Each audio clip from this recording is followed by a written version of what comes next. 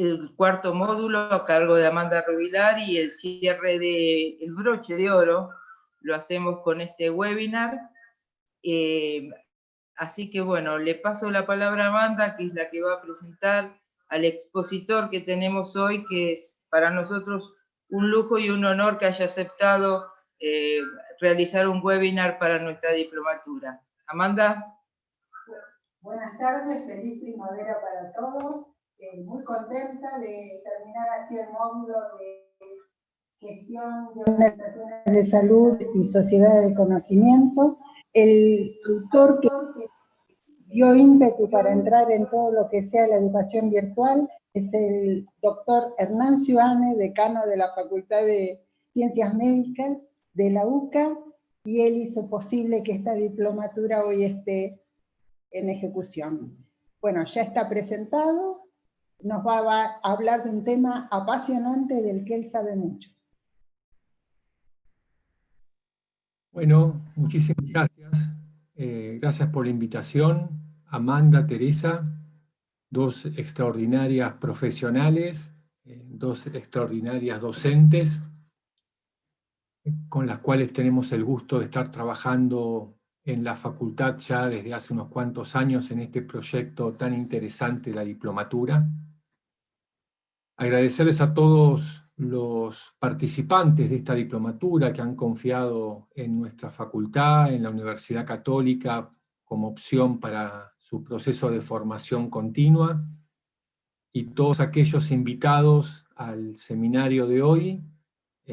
Bueno, vamos a agradecerles y también proponerles que analicen nuestras ofertas de posgrado, que son variadas, que cubren distintos aspectos de la medicina asistencial, de la salud pública, de la gestión, y que gracias a un gran esfuerzo que ha desarrollado la Universidad Católica, liderada por nuestro rector, el profesor doctor Miguel Ángel Schiavone, nos ha permitido contar con todas estas herramientas tecnológicas para poder hoy brindar estos cursos y estas charlas en forma virtual y a distancia. Así que comenzaremos, voy a buscar mi presentación. El tema que me ha propuesto Teresa y Amanda tiene que ver con abordar de una forma lo más sencilla posible la implicancia de las nuevas tecnologías en salud, en particular en el ámbito de la gestión sanitaria, que es el área disciplinar en la cual están formándose ustedes en el marco de esta diplomatura. Así que vamos, acá comparto con ustedes mi correo electrónico, cualquier duda o cualquier ampliación del tema que podamos plantear hoy en forma muy breve, bueno, bienvenido, y en lo que esté a mi disposición y mi conocimiento lo podré compartir con todos ustedes.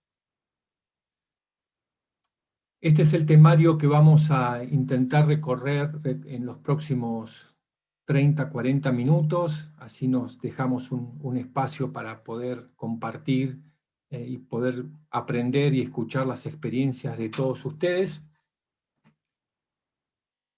Pero antes de abordar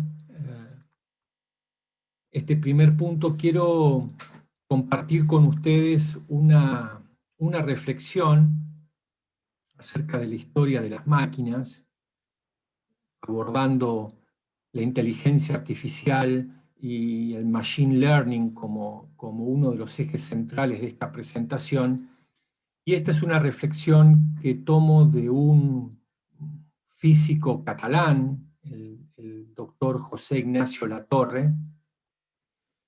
Él comparte con nosotros una mirada sobre la historia de las máquinas y habla de la relación entre la historia de las máquinas y el proceso de declive del ser humano. Es muy interesante para poder comenzar esta charla, ¿no? Y el profesor Latorre habla de un primer momento en la historia donde pasamos del trabajo manual, donde los trabajadores tenían un gran desarrollo corporal y físico propio de las características de las tareas que tenían que realizar, y la aparición de las máquinas fuertes, ¿no? Las máquinas que empezaron a suplantar este trabajo, la fuerza del ser humano, del trabajador, y se presenta el primer declive que denota el físico Latorre. Es el declive físico humano. Hoy nuestra estructura física es más sedentaria, ni les cuento ahora en el contexto de esta cuarentena, tendiente a la obesidad, y esto tiene mucha relación con esta aparición de las máquinas fuertes. Las segundas máquinas que aparecen son las máquinas que calculan. Esta es una foto que no tiene demasiados años, fines del siglo pasado, y en muy poco tiempo aparecen nuevas estructuras y sistemas computacionales que hacen que ya se nos haga bastante difícil poder calcular si no tenemos a mano como mínimo una calculadora y si no tenemos que estar utilizando sistemas mucho más sofisticados de cálculo, y esto lo vemos en los jóvenes, en los adultos, en nuestros estudiantes, un proceso que nos llevó al segundo declive, ¿no? Que es el declive mental humano. Y hay una tercera etapa, que es la que estamos viviendo ahora, que son las máquinas que toman decisiones. Estamos en los albores de las máquinas que toman decisiones. Y esto nos puede llevar a un tema que en nuestra universidad es un tema muy sensible, un tema vertebral en nuestros debates, que es la posibilidad de que las máquinas que piensan y las máquinas que toman decisiones nos lleven a un declive ético humano. Y esto es un punto que vamos a analizar al final de nuestra presentación, un punto que aborda nuestro Instituto de Bioética de la Facultad, y que cualquier desarrollo que ustedes vean y compartan conmigo en el día de hoy, más los futuros, deben tener como centro este debate ético sobre el desarrollo tecnológico que estamos viviendo. Para lo cual hemos pasado de sistemas expertos que en salud hemos visto en nuestro país y sobre todo en el resto del mundo, de diferentes diseños para resolver distintos procesos, pero estos primeros sistemas expertos intentaban copiar la lógica del ser humano, a, como vamos a ver ahora, la aparición de la inteligencia artificial con sus distintos tipos. Uno de ellos tiene que ver con la aparición de las redes neuronales artificiales, en donde en estas modelizaciones lo que intentan las máquinas, los sistemas, no es copiar solamente la lógica, sino es tratar de copiar el cerebro humano. El primer punto que tenemos que tener presente para poder entender el desarrollo de estas tecnologías computacionales, de estos nuevos sistemas, es plantear el nuevo ecosistema que tienen los sistemas y los servicios de salud en el mundo. Muchos de estos temas ustedes lo conocen, lo habrán visto seguramente en el desarrollo de la diplomatura o lo verán en los próximos módulos, pero está claro que este es el nuevo entorno en el cual debemos gestionar la transición demográfica de la población, una población que intenta, que va hacia el envejecimiento, la transición epidemiológica de la población mundial, con el aumento de enfermedades crónicas, cardiovasculares, la dificultad de disponer de profesionales asistenciales no solamente cualificados, sino también la problemática hoy de contar con profesionales en términos cuantitativos, esto también lo vamos a ver ahora en la próxima diapositiva, la necesidad en términos de la búsqueda de la eficacia y la eficiencia y el proceso de agregar valor, de integrar los distintos nodos que conforman las redes integrales de servicios de salud, y la aparición de este ciudadano paciente que se convierte en un ciudadano informado, que cambia de alguna manera la dinámica del proceso médico-asistencial, ¿no? De la relación del médico con el paciente. Este es un trabajo muy reciente, la revista The Lancet del año 2017, donde hace una proyección sobre el gasto en salud a nivel global, y este es uno de los puntos centrales en todo debate en términos de la gestión sanitaria, de la salud pública, el gasto en salud en el mundo, y esta tendencia de crecimiento que requiere cada vez más de estrategias de gestión basadas en información, basadas en la evidencia. 2014 había casi, según las estimaciones, entre 9 y 21 trillones de dólares de gasto en salud en el mundo, y esta es la proyección para el año 2040. Por lo cual este es un escenario que requiere de gestiones que tiendan a la eficacia y a la eficiencia en el uso del recurso. Estas algunas características de este nuevo escenario sanitario que tenemos hoy de gestión de los servicios, el viejo escenario del pago por servicios, a escenarios que ya se rigen mucho más por la generación y la creación de valor, y que están tratando de medir el outcome de los procesos, es decir, el producto final del proceso asistencial, el foco en la salud de la población, y este es el surgimiento también de la medicina global, que lo estamos viendo con las últimas pandemias que están azotando nuestra humanidad, la necesidad de tener una mirada mucho más integral, holística y global sobre los temas sanitarios, la necesidad en esta transición epidemiológica hacia las condiciones crónicas de la salud de tener estrategias que nos ayuden a una gestión longitudinal del cuidado del paciente, y este es uno de los puntos que nos vamos a abocar en estos próximos minutos, que es de una mirada de la gestión de la información que históricamente ha sido retrospectiva.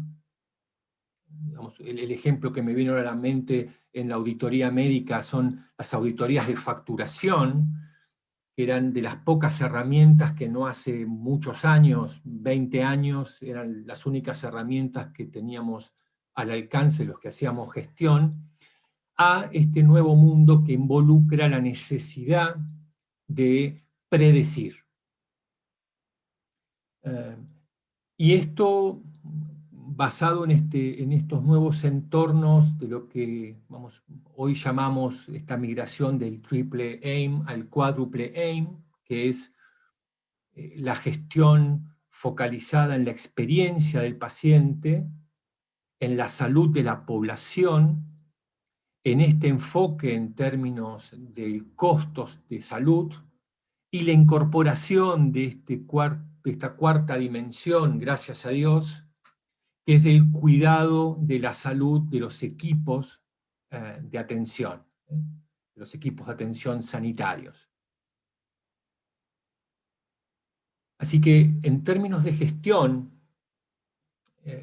este modelo que todavía persiste, que es el modelo transaccional, donde tenemos distintas características de pacientes que están un poco entremezcladas y nosotros atendemos la población en general en una forma bastante sensible, pero no necesariamente con soluciones específicas, individualizadas, a la necesidad de poder contar con algunas competencias y con algunas herramientas y con algunas estrategias de gestión que nos permitan agrupar, generar clústeres de la población en términos de, por ejemplo, el riesgo.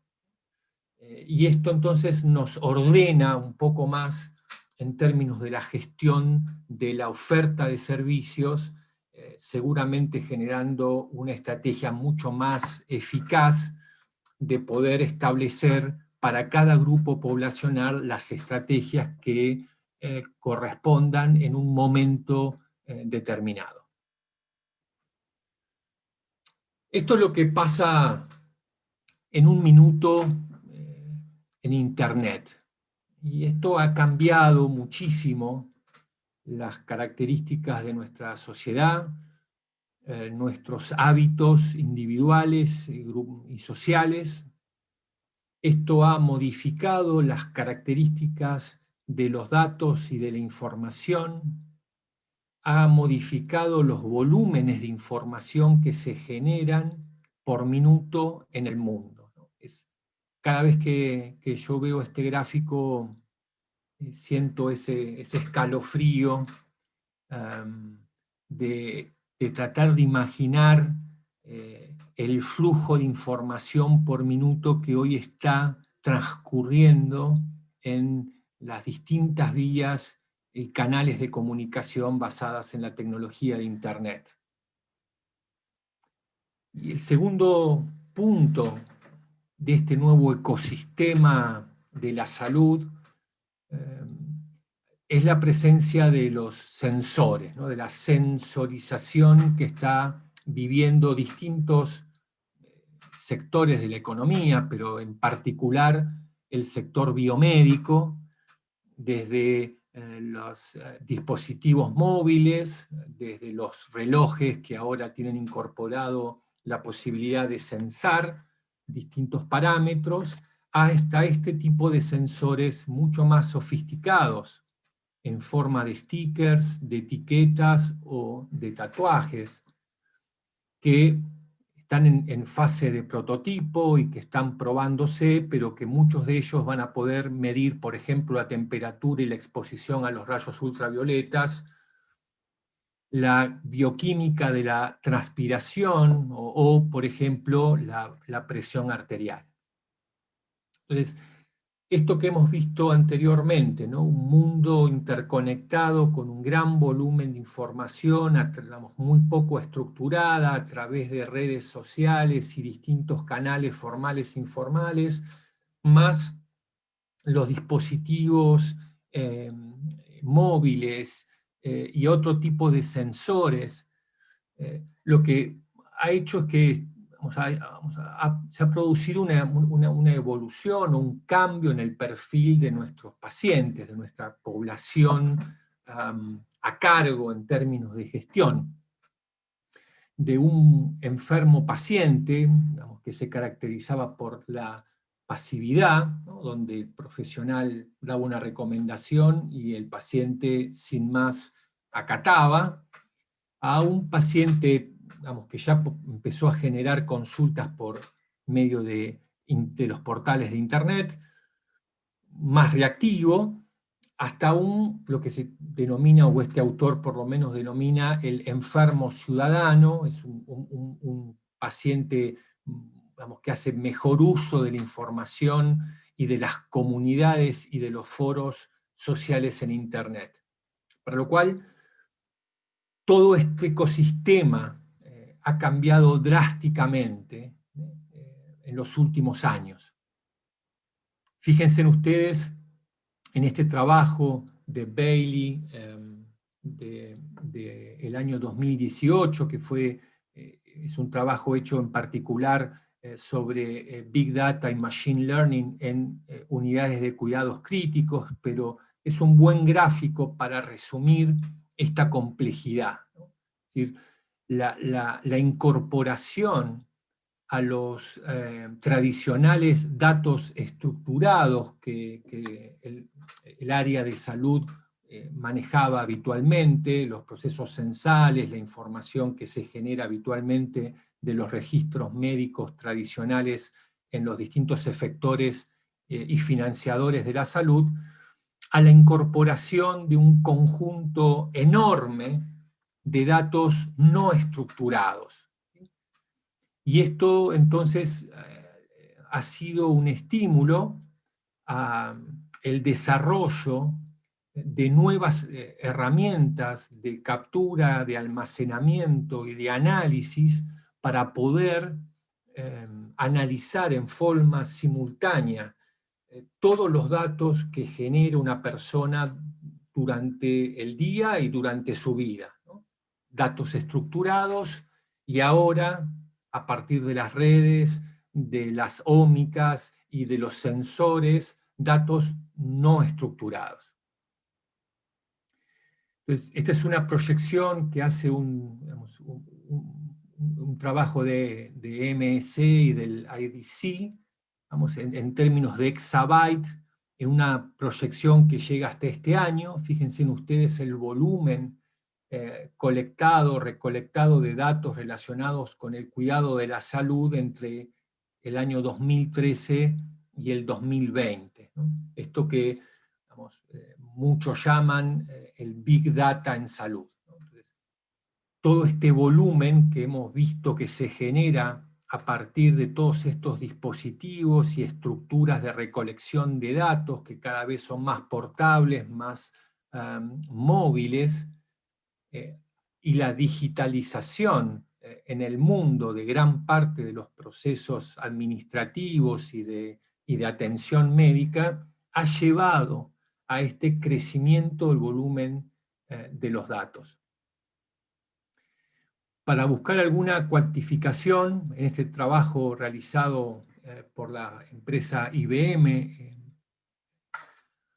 uno puede de este lado ver en términos porcentuales los datos y en términos de cantidad, ¿no? Los datos exógenos, los datos relacionados a la genómica, los datos relacionados a los factores clínicos. Bueno, esto es la contribución relativa de los múltiples determinantes que hacen a un estado de salud óptimo en una persona. En el transcurso de su vida va a tener este volumen de generación que vamos a tener que ir pensando cómo lo vamos a almacenar, a transmitir y a analizar.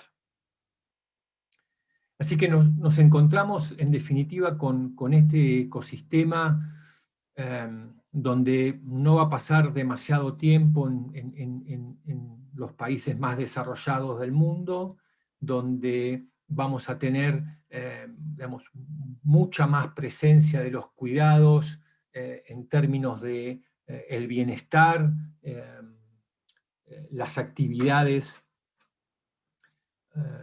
salutogénicas por fuera de las estructuras sanitarias convencionales, una salud mucho más personalizada, conectada e interconectada.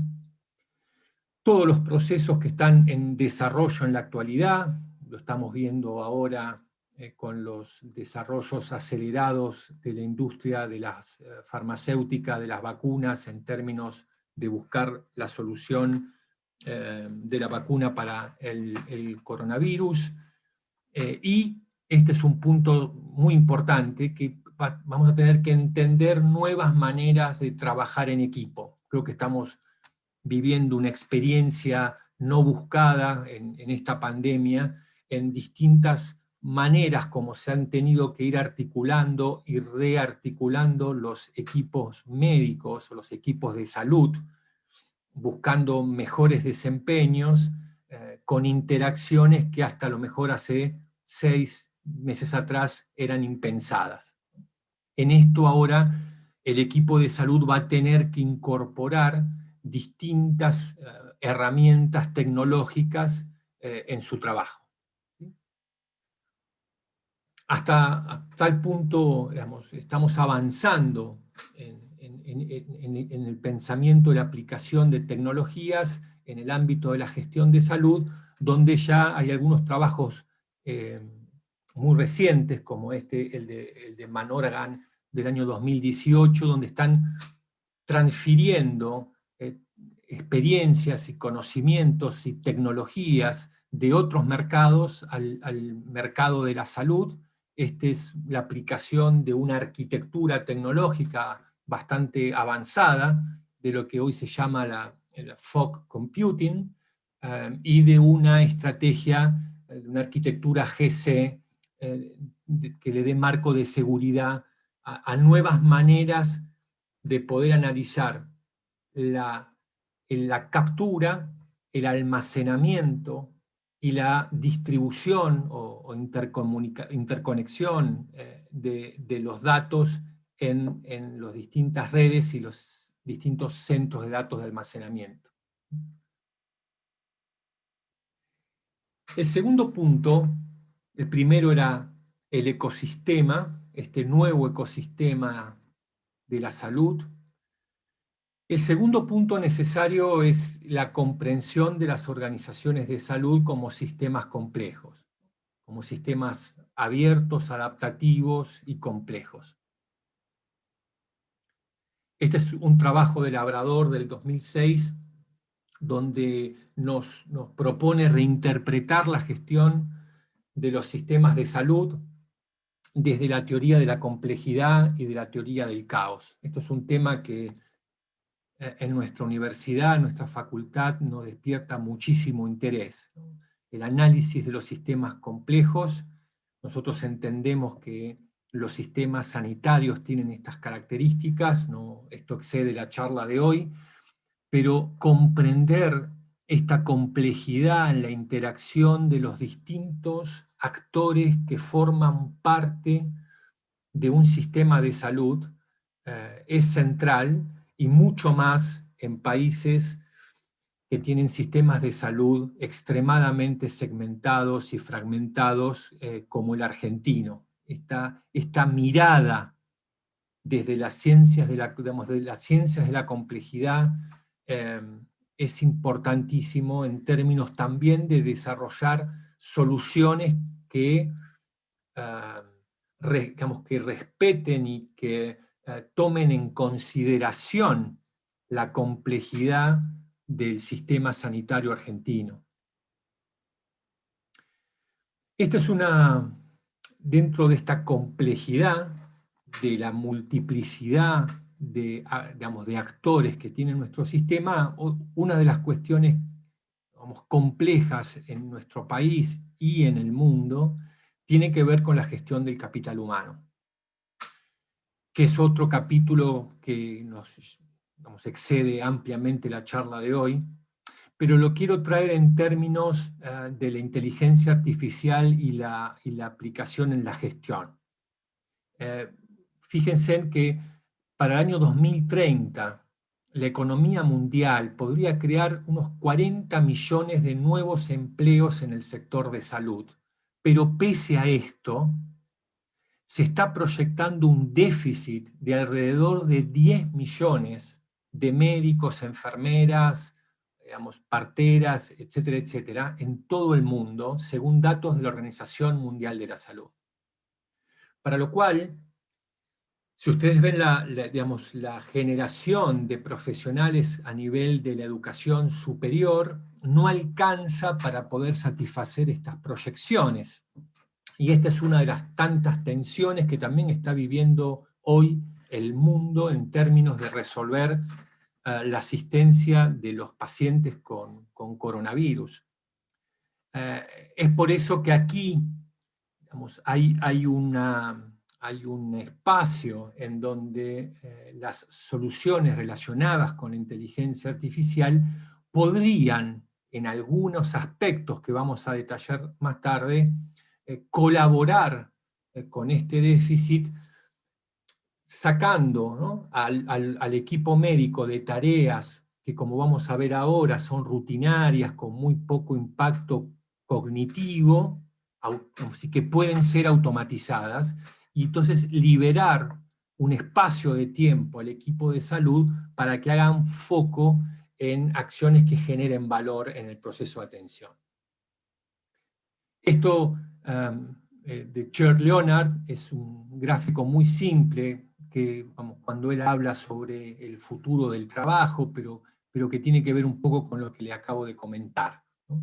Él define los trabajos, el futuro trabajo desde dos puntos de vista: si es rutinario o no es rutinario, y si tiene implicancia cognitiva o no. Y como ustedes ven, que lo no rutinario, con mucho componente cognitivo, son los trabajos que van a estar más solicitados en el futuro, y los trabajos rutinarios y manuales son los trabajos que están desapareciendo en esta proyección. En base a este análisis, este es otro trabajo realizado por la consultora McKinsey, en donde analizan en una serie de países europeos, en un escenario, digamos, de optimismo intermedio, hacia el 2030, ¿cuál es el porcentaje de horas de distintos roles y funciones y profesiones y especialidades que conforman el equipo de la salud? ¿Cuál es la cantidad de horas que podrían ser reemplazadas por un proceso de cierta automatización para poder concentrarse en actividades que agregan valor en el cuidado? ¿Sí? Así que este es un trabajo muy interesante que va de mayor a menor en este porcentaje de horas que podrían ingresar en esta categoría. Entonces, hemos visto el ecosistema de salud de los próximos años, hemos tratado de definir la complejidad de las organizaciones sanitarias. Dicho esto, vamos a tratar de rápidamente dar algunos conceptos sobre la inteligencia artificial, para después abocarnos a soluciones o aplicaciones concretas que la inteligencia artificial está brindándonos en términos de la gestión. Uno de las personas que ha influido en la historia de la inteligencia artificial, ustedes lo conocen seguramente, que es Alan Turing. Turing desarrolló una serie de teorías y de trabajos que, pese a que no ha sido con él el inicio de la inteligencia artificial, pero sí ha sido realmente un gran impulsor en el desarrollo posterior de estas herramientas. Por lo cual, quiero compartir con ustedes dos definiciones. Esta es del Parlamento Europeo, en la cual nos dice que la inteligencia artificial es la capacidad de un programa informático para realizar tareas o procesos de razonamiento que normalmente asociamos con la inteligencia en un ser humano. Y esta es una definición de Shapiro del año 92, es una definición un poco más formal de inteligencia artificial, de la Enciclopedia de Inteligencia Artificial, que dice que es un campo de la ciencia relacionada, con la comprensión computacional de lo que comúnmente se llama comportamiento inteligente y con la creación de agentes inteligentes que exhiban tal comportamiento.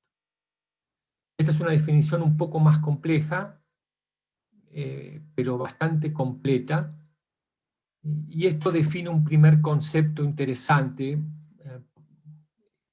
en términos que llamamos inteligencia, ¿no? Y en el mundo de la inteligencia artificial, o por lo menos en los últimos investigadores que están trabajando sobre esto, más desde el lado de la filosofía y la inteligencia artificial, en realidad lo que uno está viendo es un outcome, ¿no? Es un resultado. Si el resultado pareciera ser indistinguible con un proceso inteligente mediado por un ser humano, ¿no? Esto no implica que la computadora tenga un proceso inteligente en sí, sino que lo que estamos viendo nosotros es el outcome. Entonces, este es un concepto que a mí me atrae mucho con el de inteligencia artificial, que es el concepto de los agentes inteligentes, que es aquel agente que está en relación con el entorno, vamos, tomando de ahí su input y generando un output que vuelve a modificar el entorno, por el cual vuelve a modificar su proceso, y que incorpora las habilidades necesarias para probar la prueba de Turing, que evalúa si una máquina puede pensar como un humano. Entonces, este agente, que después vamos a ver el concepto de redes de distintos agentes con distintas capacidades de aplicar logaritmos de distintos tipos, es hoy una de las aproximaciones más evolucionadas de los conceptos de inteligencia artificial. Esta es la estructura que les comentaba recién entre la vinculación del medio ambiente, digamos, del ambiente con el agente, ¿sí? Y en este concepto, entonces, de la definición de inteligencia artificial, hacer foco en que hay, por lo menos en la mayor parte de la bibliografía, acuerdan esta primera 3 categorías de niveles de autonomía. La primera categoría es la que en general estamos viendo hoy, que es la inteligencia artificial estrecha o focalizada, que son algoritmos que se aplican sobre tareas que en general son simples y específicas. Este es el estado actual de situación del desarrollo de la inteligencia artificial, en salud sobre todo. Después está el concepto más futurista, ¿no? Es el que aparece mucho más en las películas de ciencia ficción, que es el concepto de inteligencia artificial general, que esto es la máquina capaz de realizar actividades como un ser humano. Esto, hoy por hoy, el desarrollo es extremadamente incipiente.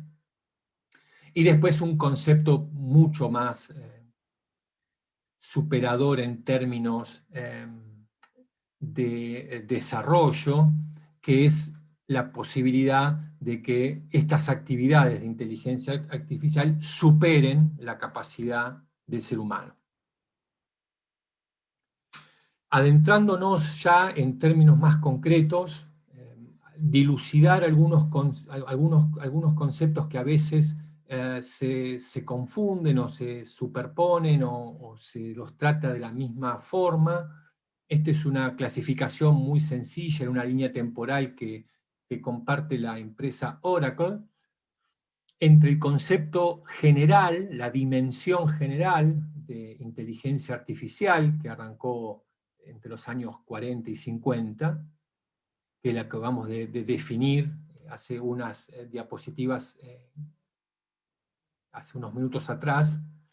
El concepto de machine learning, esto es de la máquina que tiene capacidad de aprender, y a partir del año 2009-2010 un subtipo de machine learning que se llama deep learning, que tiene digamos, diseños de redes neuronales por múltiples capas, ¿sí?, que permite hacer análisis más profundos y más complejos de predicción, ¿no?, que es lo que vamos a ver ahora en unos minutos.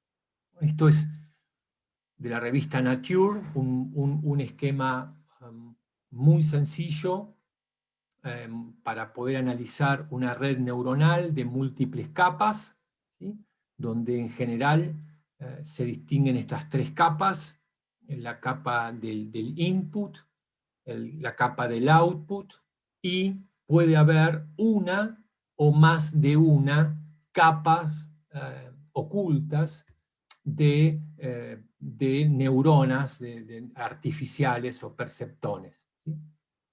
La complejidad de un algoritmo de red neuronal está basada en la profundidad y en el ancho que tiene el diseño de este tipo de algoritmos.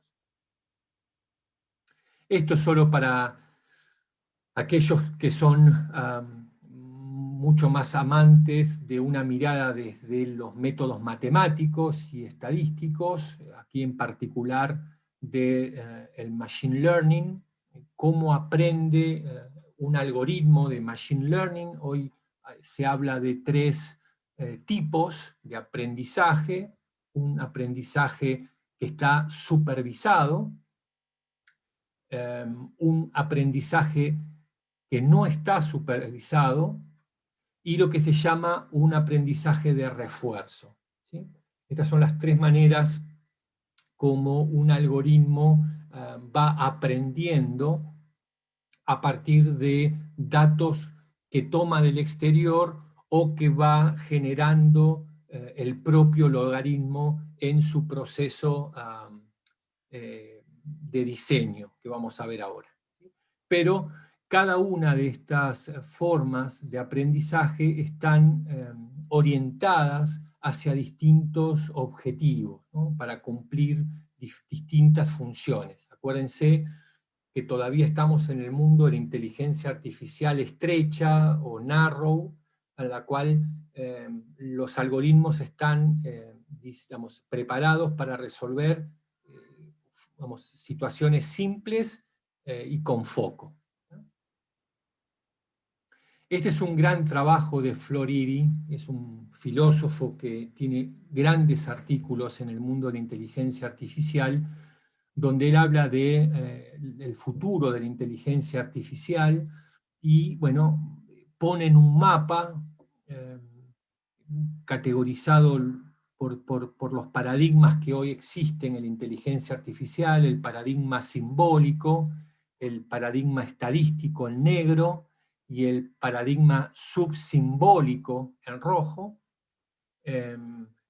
Él va categorizando los distintos desarrollos de la inteligencia artificial en términos de estos paradigmas, y esto es muy interesante para aquellos que le gusten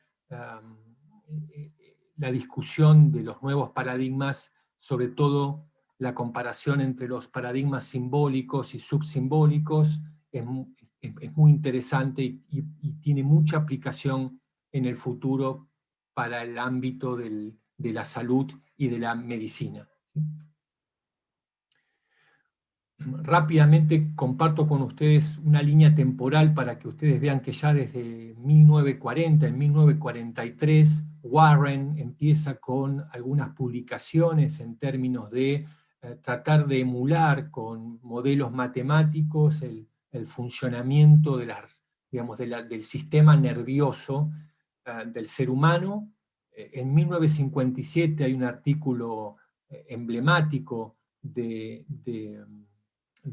doctor Rosenblatt, donde instala el concepto del perceptrón. El perceptrón tiene como, vamos, el sinónimo de perceptrón es la neurona artificial, ¿no? Ya en el año 57 comienza a desarrollarse estos modelos matemáticos, hasta 1969, donde Marvin Minsky y Papert toman el trabajo de Rosenblatt con cierta crítica en esta discusión de lo simbólico y de lo subsimbólico y de lo estadístico, y aquí comienza lo que se llamó el invierno de la inteligencia artificial.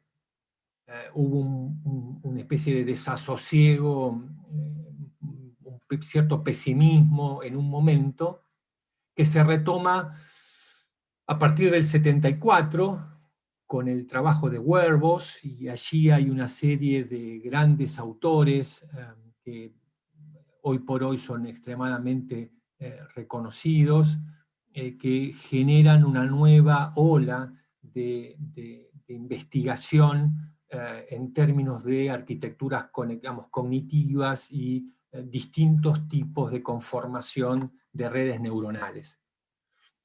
Hasta que ya en estos últimos 20 años hay 3 o 4 trabajos centrales, ya vamos a hablar el de ImageNet, pero el año pasado se le dio una especie del premio de Turing, que es una especie de premio Nobel en las ciencias de la computación, a Bengio, Hinton y LeCun, que son 3 de los grandes autores que han fundado los conceptos modernos de la inteligencia artificial. Y en esta línea temporal del 2000 para acá, fíjense ustedes, el desarrollo en términos de números de publicaciones sobre los distintos tipos de desarrollo dentro de la inteligencia artificial, esta explosión a partir del año 2014-2015 sobre las nuevas formas en las cuales se está evolucionando la inteligencia artificial. La violeta es el deep learning, ¿no?, que charlamos hace unos minutos. En el mundo de la salud en particular, hay 3 hitos importantes: lo que era el mundo previo al año 2006, donde los desarrollos de inteligencia artificial estaban centrados en el procesamiento de las señales biomédicas, el diagnóstico clínico, el análisis y la interpretación de las imágenes, en el desarrollo también de drogas. En el año 2006, digamos, surge este gran artículo donde, digamos, se comienza a aplicar conceptos de deep learning y de machine learning en el mundo de la salud. Y en el año 2012 se genera lo que probablemente sea el desarrollo más importante en términos de redes digamos, neuronales convolucionales profundas, que es el proyecto de ImageNet, que es un proyecto que procesa los algoritmos casi 1.200.000 imágenes con redes convolucionales que tienen, vamos, 5 capas, y que en esas capas están interactuando casi 650.000 neuronas artificiales, generando distintos procesos de outcomes predictivos, y sobre este algoritmo todos los años también se están generando premios en términos de nuevos desarrollos. Por lo tanto, la inteligencia artificial está funcionando o podría mejorar su rol de mediador entre el gran desarrollo que tiene en el mundo la tecnología en salud con la provisión de los servicios médicos. Este sería uno de los roles que vamos a ver ahora los grupos que investigan estos temas están desarrollando. Una breve resumen del mercado. El mercado de los análisis predictivos de la salud va a tener un alcance casi de 1.5 billones de dólares para el año 2025, con una tasa de crecimiento anual compuesto de casi el 30%, para lo cual hay muchísimas empresas que están invirtiendo y desarrollando en el crecimiento. Fíjense ustedes, entre el 2014 y el 2021, en este trabajo de Accenture, un mercado que va a expandirse de 600 millones hasta casi 6.6 billones de dólares, 11 veces más en términos de inteligencia artificial, ¿sí? Y esta es un poco esta distribución en términos de qué tecnologías o qué aplicaciones específicamente están o van a recibir la mayor cantidad de inversiones.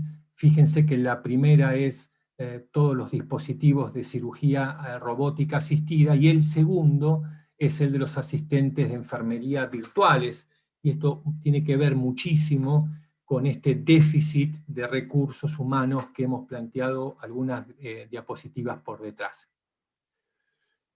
Fíjense también ustedes, ya del lado de los financiadores de salud, tienen esta proyección también de inversión en datos y en analítica, ¿sí? En una proyección entre el 2013 y el 2018. Esto después se los pasa seguramente a Amanda y Teresa con el resto del material. Esto es cuáles son las empresas de inteligencia artificial que mayor financiamiento han recibido en el sector salud, y fíjense que la primera, lejos, es una empresa china, ¿sí? Que es el país que mayores desarrollos junto con los Estados Unidos está realizando, ¿sí? Quiero ir de entrada, porque el resto del material va a estar a disposición, para adentrarme en las aplicaciones específicas en gestión sanitaria, y uno puede hacer un agrupamiento de 6 temas o áreas específicas donde la inteligencia artificial puede colaborar. Está claro en la gestión de los pacientes crónicos y en la adhesión al tratamiento, esto es un gran capítulo, en las estrategias de autocuidado y bienestar, en todo lo que tiene que ver con triage, lo vamos a ver ahora en un rato, en la colaboración en los procesos diagnósticos, hoy lo estamos viendo con varios algoritmos diagnósticos de imágenes de neumonía por COVID, en el soporte de la decisión clínica, sobre todo en tiempo real, y también en la prestación del cuidado, en el flujo del cuidado. Lo voy a pasar esto muy rápido, pero quiero que también sepan que no todo lo que brilla es oro, y no todo lo que está publicado en términos de inteligencia artificial, en términos generales y particulares en el mundo de la salud, está basado en la evidencia. Hay cosas que sí, y hay trabajos que carecen de sistemática y de metodología, para lo cual aquí me tomé el trabajo de hacerles una síntesis de aquellas aplicaciones que sí tienen hoy evidencia que las avale, ¿no? Y uno de los grandes capítulos donde ya existen evidencias, porque en muchos países desarrollados los registros de salud electrónico, la historia clínica electrónica tienen mucho más desarrollo que en el nuestro, y esto genera una gran cantidad de datos que permiten hacer muchos desarrollos basados en inteligencia artificial. Este es un capítulo que ustedes lo están viendo aquí, distintos ítems dentro de esto, de la gestión del hospital y de los flujos que se pueden analizar y predecir. La mejora del flujo del trabajo clínico, ¿no?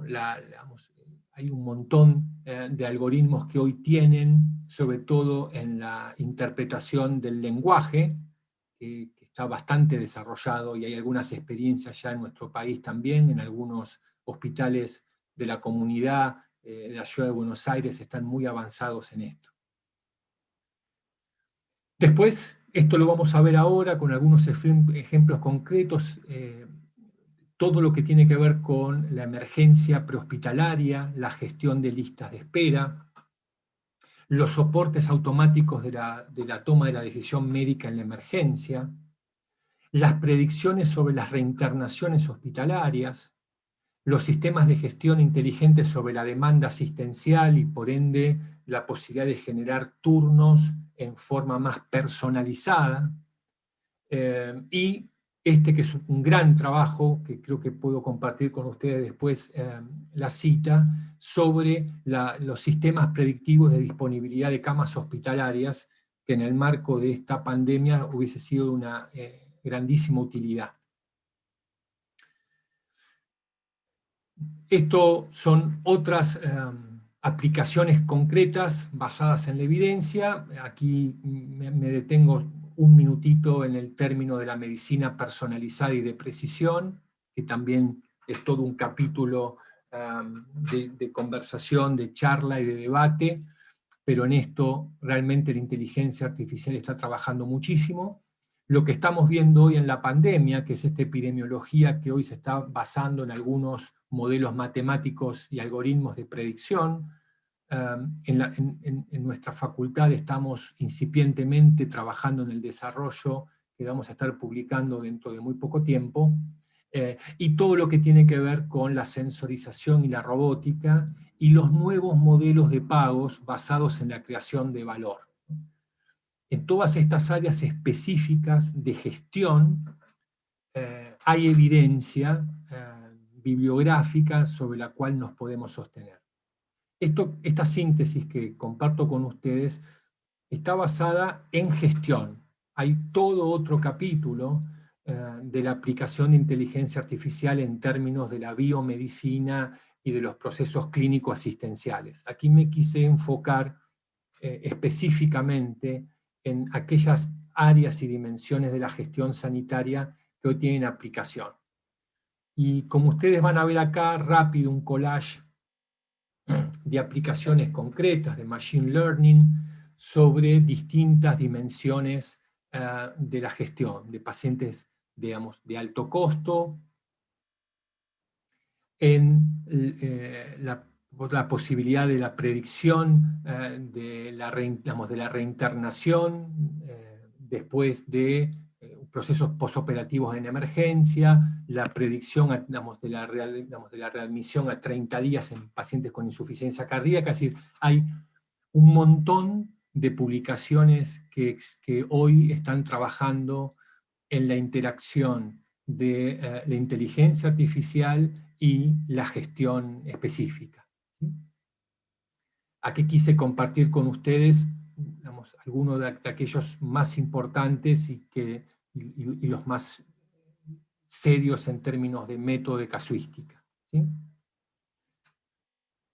Me detengo en este en particular, de la revista Nature. Este toma uno de los tantos que les acabo de mostrar, que es la posibilidad de generar predicciones personalizadas. Y este es un estudio con una cohorte de 1,5 millones de hospitalizaciones, ¿sí? Para 700.000 pacientes únicos. ¿Sí? Esto es una casuística impresionante, donde aplicaron un algoritmo y han podido determinar cuáles son las características que han tenido mayor impacto en el proceso de reinternación, obviamente el diagnóstico primario, y hay una serie de factores muy interesantes, el número desde la última admisión, los días de estada, etcétera, etcétera, pero hay un peso relativo en estos factores que han predecido el outcome durante y después de una internación. Pero esto es lo interesante de este algoritmo en particular, esto es muy interesante el trabajo de Hilton, que es salir de este modelo más de población general, sobre estos 700.000 pacientes, a poder generar indicadores individuales. Estos son 2 pacientes distintos, con patologías distintas, y fíjense en ustedes, en lo que está en rojo, tiene una peor predicción de outcome durante o después de la internación, y este ha tenido una predicción mucho mejor, pero podemos ver dentro de este indicador, que en este caso es 0,28 y este 0,03, cómo se compone este factor predictivo por los distintos componentes que hemos visto en la diapositiva, disculpen, anterior. Digo, cómo esto que es en términos promedio general, lo podemos empezar a llevar al caso particular. Para lo cual por patología podemos empezar a gestionar sus componentes y tratar de entender cuál es el que mayor peso tiene, para poder gestionar de una forma más eficaz. Y este también es otro modelo de emergencia, de despacho de ambulancias en emergencia prehospitalaria. Es un trabajo que se hizo en el año 2016-2017 con unos 38.000 pacientes. Y donde se comparó, aquí vienen ustedes en violeta, la estrategia de despacho hecho por personal técnico por teléfono. En verde es un score, que es el NEWS, que se utiliza bastante en Europa, en otros países de Latinoamérica también. Y en rojo lo que van a ver aquí es la aplicación de este algoritmo que se basa en datos que se obtienen durante la visita del médico en la ambulancia, ¿sí? Entonces se compararon cuál ha tenido mejor capacidad predictiva en 3 variables de salida: la admisión al hospital, la internación en cuidados críticos y la mortalidad a los 2 días. Como ustedes pueden ver, este algoritmo, que es compuesto, es uno de los primeros algoritmos compuestos en gestión en salud. Los datos que se generan a partir de la ambulancia han sido los mejores predictores en las 3 variables. Y aquí está este peso relativo de cada uno de estos predictores en términos de la variable relacionada con la ambulancia, cuáles han sido mejores y peores, pero esto nos permite afinar muchísimo más el uso de los recursos y poder generar una gestión de la emergencia mucho más eficiente en el sistema y dentro del hospital. Y en el mundo de los financiadores, también un collage de artículos para que vean que no solamente la inteligencia artificial está desde el médico asistencial o en la gestión propia del hospital, sino que también en el mundo de los financiadores, de los pagadores, hay distintos trabajos, artículos y líneas de investigación que intentan abordar a partir de los algoritmos mejores estrategias de financiamiento del sistema.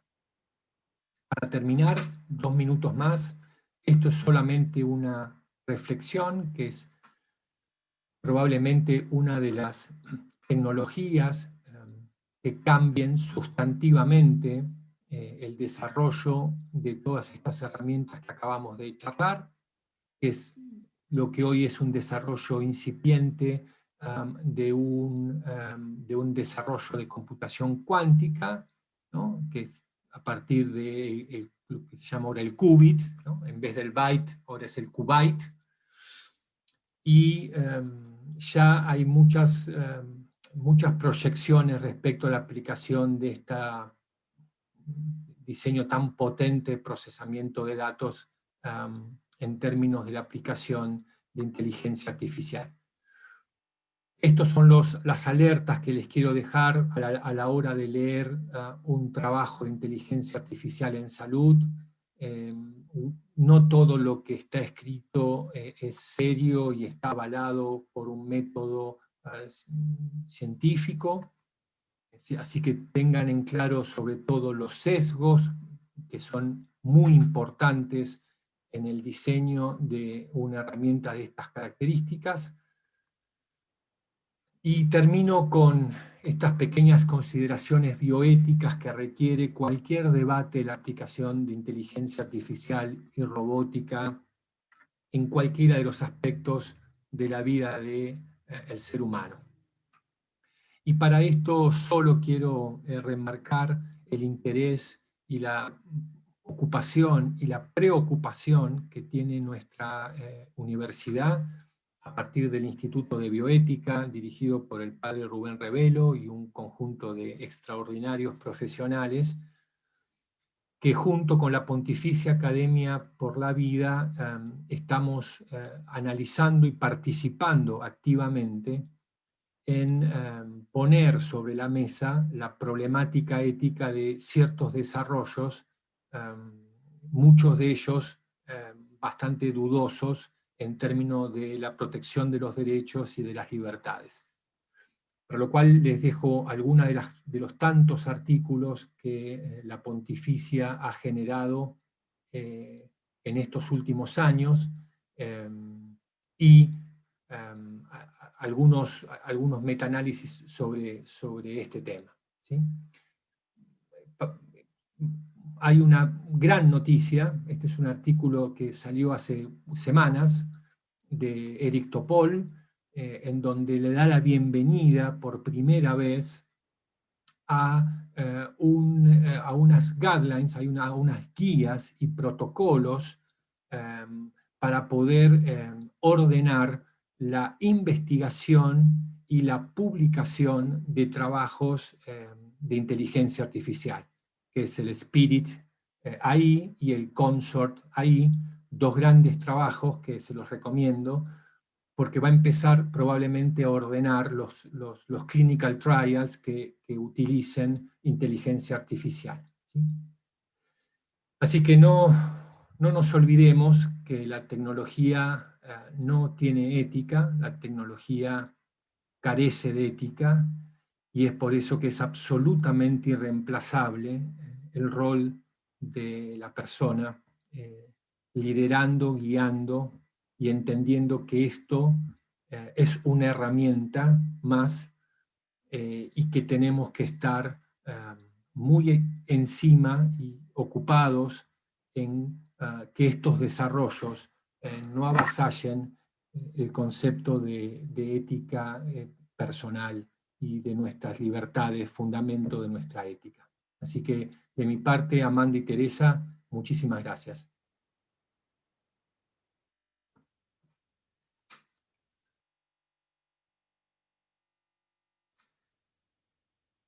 Apasionante todo lo que han dicho, y realmente destaco tres cosas, ¿no? El tema de la ética, el tema del trabajo en equipo y el tema de los factores humanos. La importancia del trabajo en equipo es muy relevante en estos momentos, y a medida que vayamos avanzando en el nuevo modelo de gestión, mucho más. Están presentes en la audiencia Claudio Rodríguez y Marcelo Muro, dos integrantes del equipo de esta diplomatura, que siempre estamos juntos para apoyarnos y seguir estudiando y aprendiendo y tratando de transmitir este conocimiento. Teresa. Sí, bueno,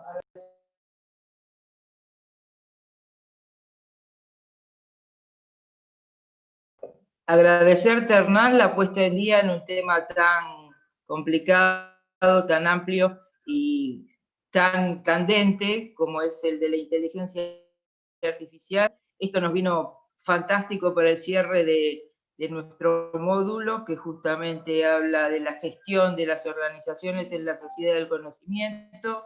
Quiero pasarte algunas preguntas porque parece que has despertado un interés muy particular con tu charla. Y la primera de las preguntas corresponde a Mari Coronado, que te pregunta si no crees que el exceso de información no médica, sino sobre medicina al vulgo, generará más hipocondríacos que nunca, con sus procesos ansiosos incluidos.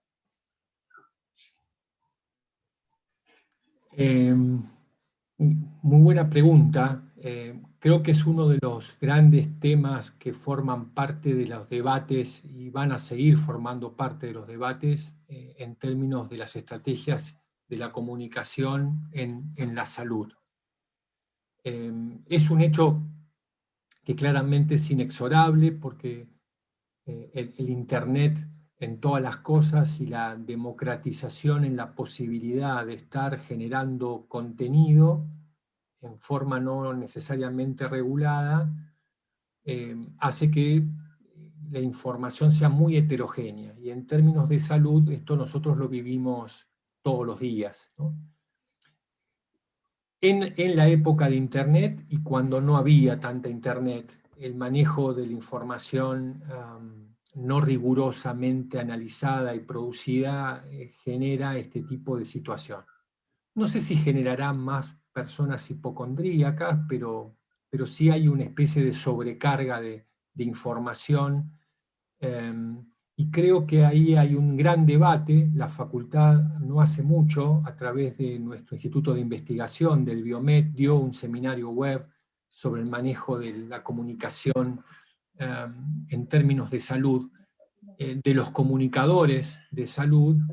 Es muy importante, así que yo coincido con la doctora Coronado en términos que es un tema candente en la cual tanto las universidades como las sociedades científicas y los generadores, los generadores de opinión de los medios de comunicación, vamos a tener que charlar de caras a futuro. Lo estamos viendo también en la pandemia por COVID, ¿no? Como vamos escuchando todos los días distinto tipo de información que en general confunden más de lo que aclara. Muchas gracias, Hernán. Hay otra pregunta del doctor Santillán, que es uno de los alumnos de la diplomatura, y pregunta qué hospitales públicos están trabajando con cualquier aspecto de la inteligencia artificial en nuestro país. A lo mejor, y pido disculpas, porque no conozco el mínimo, el detalle de todos los hospitales de la ciudad en términos de inteligencia artificial. Ustedes saben que se pueden desarrollar, y de hecho en una de las características de la instancia de desarrollo de inteligencia artificial que les comenté, es de la inteligencia artificial de foco o narrow o específica. Que yo conozca, no encuentro ningún desarrollo de ninguna de las variedades de inteligencia artificial. Nuestro país tiene algunas deudas estructurales respecto a los datos. Entiendo que en los últimos años se ha hecho y se sigue haciendo un enorme esfuerzo por generar una arquitectura de datos más seria, de mayor cantidad, de mejor calidad, en base a estándares internacionales, y celebro muchísimo que esto pueda sostenerse en el tiempo, porque sin una infraestructura de datos en cantidad y en calidad importante, los desarrollos analíticos predictivos son muy complejos y probablemente fracasen. Así que creo que lo primero que tenemos que focalizarnos en nuestro país es en tener una red de obtención de datos confiables. Fíjense lo que nos está pasando con los dos indicadores que todos los días escuchamos sistemáticamente del coronavirus. No le queremos decir, no sabemos si los muertos son de hoy, de la semana pasada, de hace 8 meses, lo cual esta es una primera deuda que nosotros tenemos que hacer. La segunda deuda es una cuestión de infraestructura tecnológica, es decir, dónde almacenamos lo que generamos, y aquellos que están en el mundo del diagnóstico por imágenes de la ciudad de Buenos Aires saben que no todo lo que se produce se almacena, por lo menos sostenido en el tiempo, y esto también obstaculiza la posibilidad de hacer análisis contra grandes cantidades de casos o de imágenes o de los datos que se quieran analizar. Así que creo que no tenemos que desesperarnos. Nosotros tenemos un montón de fortalezas, también tenemos algunas debilidades, esta probablemente sea alguna de las nuestras, y no tenemos, como digo siempre yo a mis alumnos, que intentar comprar la Ferrari antes de pagar la segunda cuota del fitito. Primero tenemos que pagar el fitito. Todavía seguimos discutiendo si es el nomenclador nacional, el PMO, el nomenclador de un prepago, o todavía no estamos poniendo de acuerdo en cómo llamamos a la consulta ambulatoria, una vez que podamos tener realmente un gran consenso de lo más importante, que es el input central de la analítica, que es el dato, seguramente vamos a poder aprovechar la experiencia de otros grupos de otras partes del mundo y acelerar nuestra curva de crecimiento y hacer grandes cosas. Gracias, Hernán. Ustedes habrán visto que en el módulo que hemos terminado y hemos hecho un énfasis muy especial en el tema de evaluar permanentemente, de recopilar datos, es fundamental. Si no sabemos cómo estamos haciendo lo que hacemos, no podemos mejorar. Y bueno, este es un tema clave y que deberíamos abordar hoy mismo y no esperar absolutamente un minuto más. Claudio Rodríguez, que es uno de los profesores de la diplomatura, pregunta: cuando la inteligencia artificial tenga la capacidad de tomar decisiones por nosotros, ¿delegaremos la ejecución de tareas reiterativas? ¿Estamos dispuestos a correr el riesgo de asignarles tareas de un nivel superior? Gracias, Claudio. Es una pregunta excelente, forma parte de los debates que existen hoy en cualquier congreso o jornada relacionada con la inteligencia artificial y el mundo de la salud. Yo creo que la persona es irreemplazable en este proceso médico-asistencial. También está claro de que hay algunos subprocesos que hoy están siendo reemplazados y que a lo mejor no nos damos cuenta necesariamente, pero que hay algoritmos atrás de eso. Cuando escuchamos Spotify, digamos, nuestra propuesta de músicas de la semana es un algoritmo que está corriendo por atrás, y ahí hay millones de algoritmos que están todos los días tomando funciones que antes probablemente atrás de eso había una persona. En términos de la medicina asistencial, va a haber algunas decisiones, no sé si decisiones, pero va a haber algunas partes de procesos que la inteligencia artificial va a funcionar como herramienta que asista al equipo de salud. Esto para mí es un concepto central. Estas son herramientas. Lo mismo que lo que nos está pasando ahora con el Zoom. La educación virtual a distancia es una herramienta más que colabora con el proceso de enseñanza y aprendizaje. No es el proceso de enseñanza y aprendizaje, es una herramienta más. Creo que los algoritmos, las redes neuronales, y ya están estos trabajos que yo puedo compartir con ustedes, están demostrados que resuelven y predicen en algunos temas mejor que un experto médico. Esto está claro en algunas cuestiones, sobre todo en ciertas imágenes, en anatomía patológica, en algunas cuestiones de dermatología, en algunas cuestiones relacionadas con la genómica, la proteonómica, y va a haber otras que claramente no. Así que yo, contestándote tu última parte, no creo que la evolución llegue para asignarle o delegarle a la máquina tareas de nivel superior por mi última diapositiva, ¿no? Porque la máquina no tiene sentimientos, la máquina no tiene ética, y estamos hablando de la salud de la humanidad, para lo cual, salvo que aparezca en no lo vamos a ver, alguien que sienta y tenga otro tipo de situaciones que descreo, la medicina va a ser terreno del equipo de salud.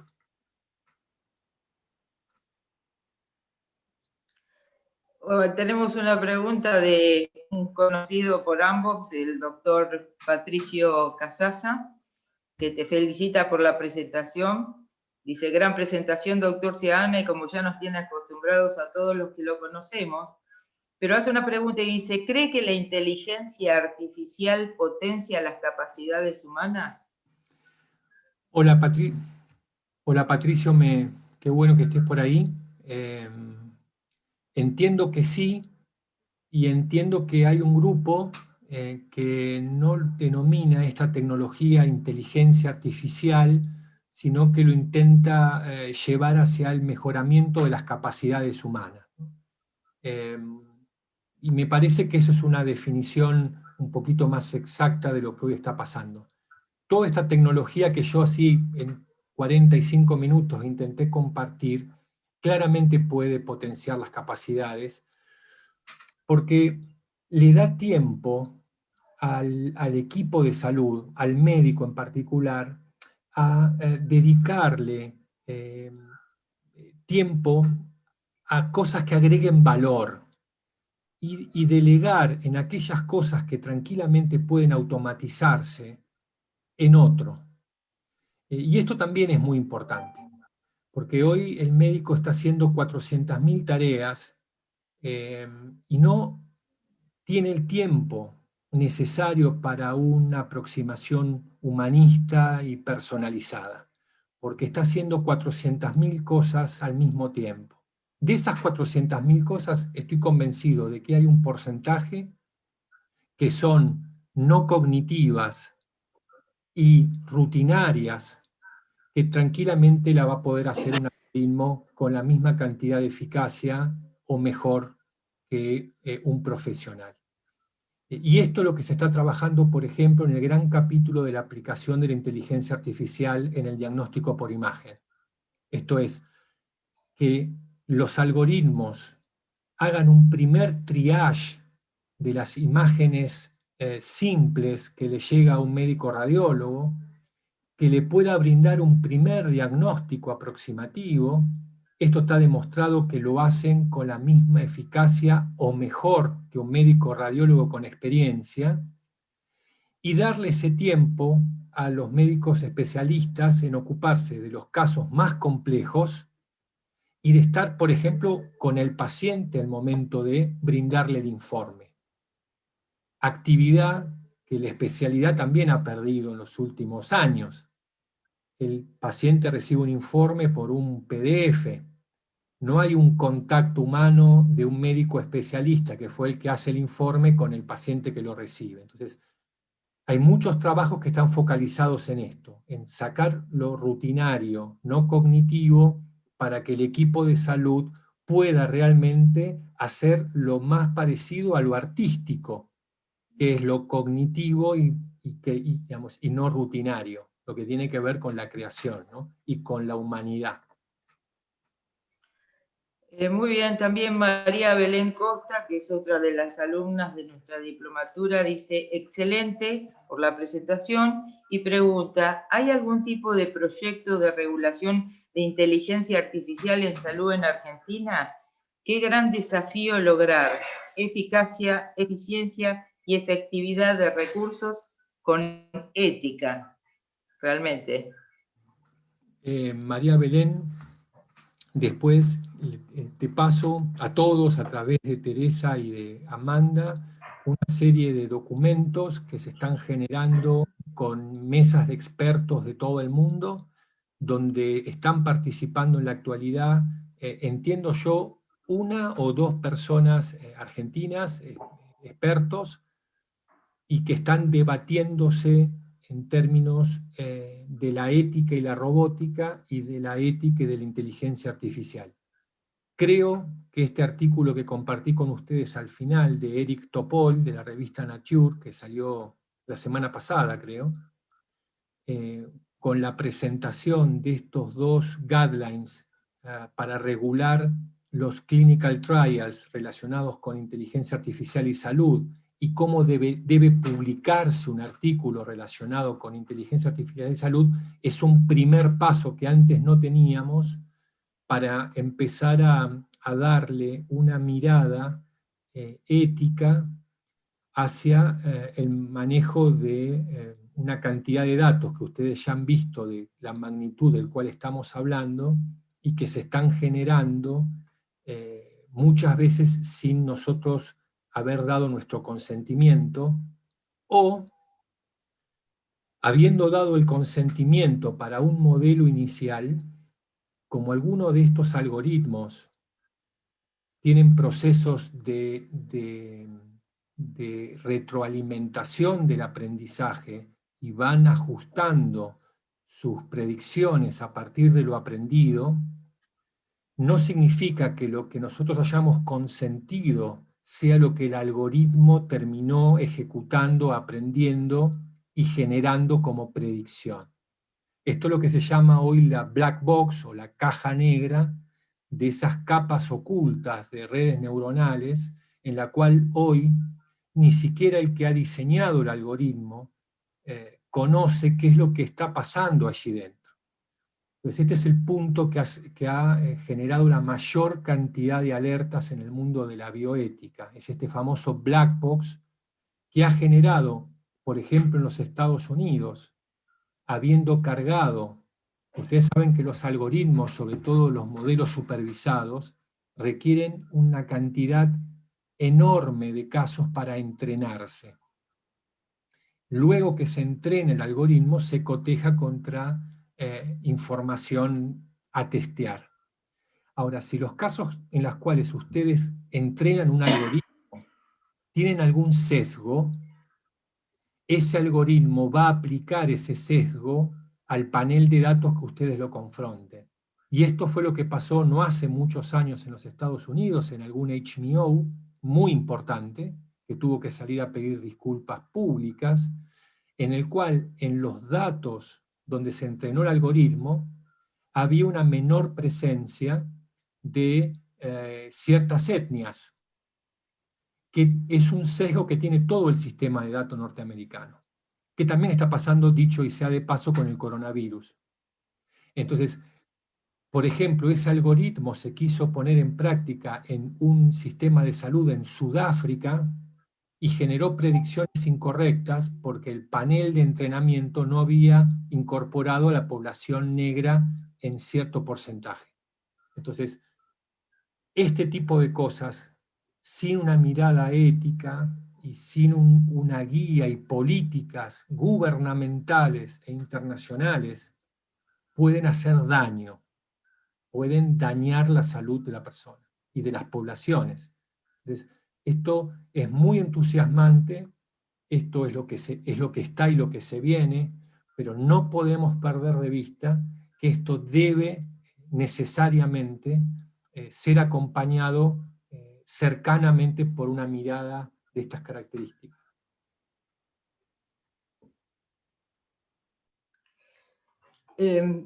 Yo quisiera agregar algo a todo lo que dijo Hernán. Estoy muy conforme porque, bueno, en realidad todo lo que han visto ustedes en el módulo ha sido una introducción hacia algo muchísimo más grande, que es lo que explicitó Hernán en esta estupenda charla que nos ha dado. Pero también creo que nosotros nos tenemos que preparar mentalmente y también tenemos que abrir nuestra mente a nuevos conocimientos como para poder incorporar todo esto, porque es muy fuerte y viene a una velocidad estrepitosa que no nos permite en algunos casos, ¿sí? Es como acomodarnos a esta nueva situación. Acá hay una pregunta de Daniel Barrientos. ¿Qué tal, doctor? Pregunto si hay alguna información sobre predicción de camas y personal por parte de alguna institución. Interesante. Sí, Daniel, yo les voy a pasar, para que esté en el campus, en el aula virtual, toda la bibliografía que sostiene esta presentación.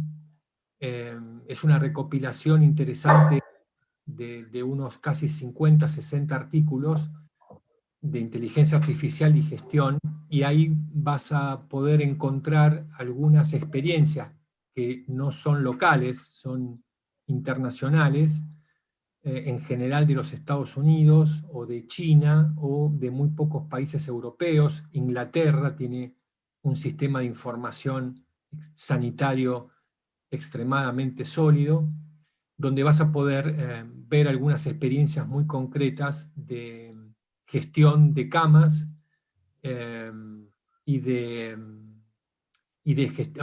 hay por el comentario también de Venezuela y sobre todo de gestión de imágenes, pero sobre la gestión de camas, gestión de listas de espera y gestión de turnos, hay ahora muchas líneas trabajando. De hecho, si ustedes ven el trabajo donde yo mostré ese algoritmo predictivo individual, que había 2 pacientes con patologías distintas, que tenían distintas predicciones de outcomes. Eso está hecho porque el primer turno de un paciente no tiene que ser necesariamente a los mismos días que el primer turno del otro paciente. Uno puede esperar muchísimo más para poder ser visto posteriormente al alta, y el otro tiene que ser inmediatamente visto posteriormente al alta. Entonces uno deja de tomar políticas generales, por ejemplo, todo paciente dado de alta tiene que ser visto por un médico a los 7 días, para tener políticas personales o personalizadas.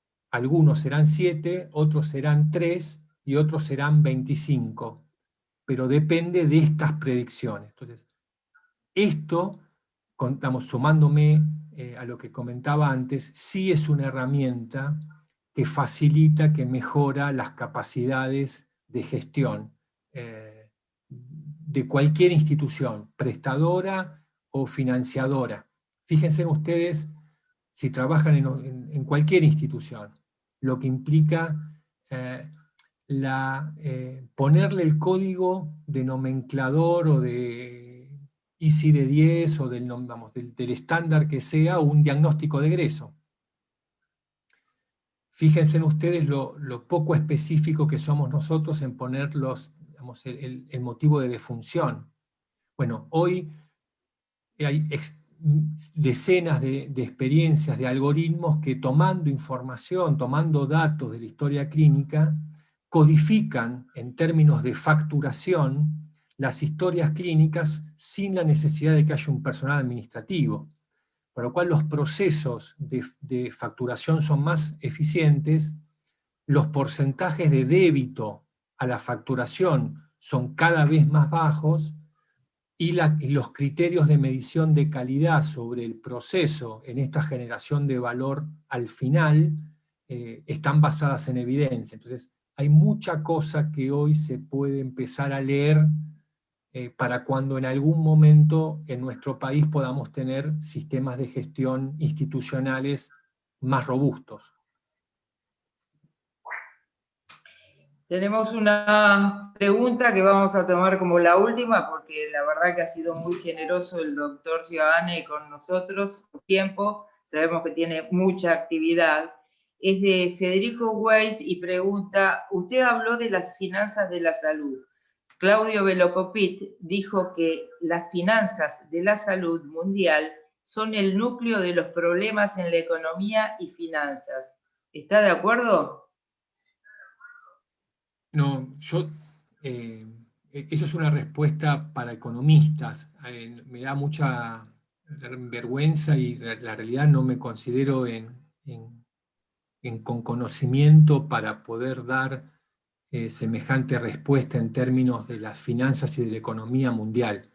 Sí está claro, por el porcentaje que tiene la salud en los productos brutos internos de todos los países, y lo que implica el desarrollo económico del mercado de la salud, ¿no? Entendiendo todo lo que ello implica en términos de desarrollo, investigación, no solamente lo asistencial, el desarrollo de nuevas tecnologías, en la producción de nuevas tecnologías, es decir, el mercado de la salud globalmente visto.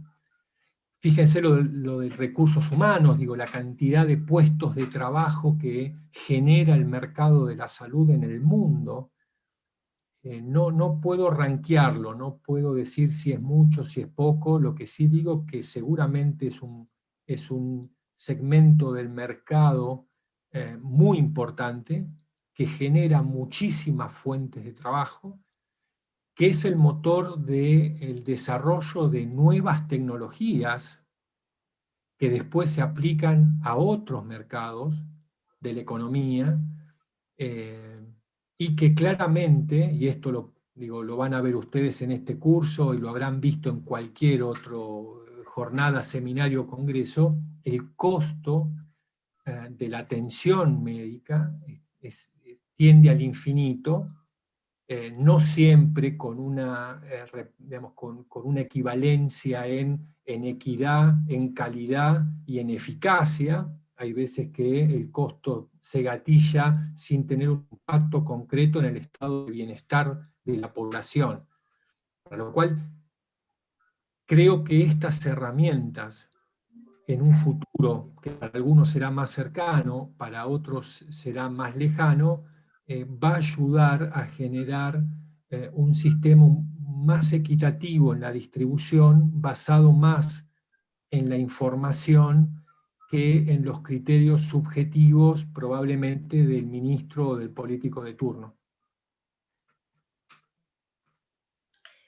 Muchas gracias, Hernán. Muchísimas gracias a todos los que participaron. También celebro que muchos de los alumnos de la diplomatura estén presentes y hayan participado con este intercambio de ideas.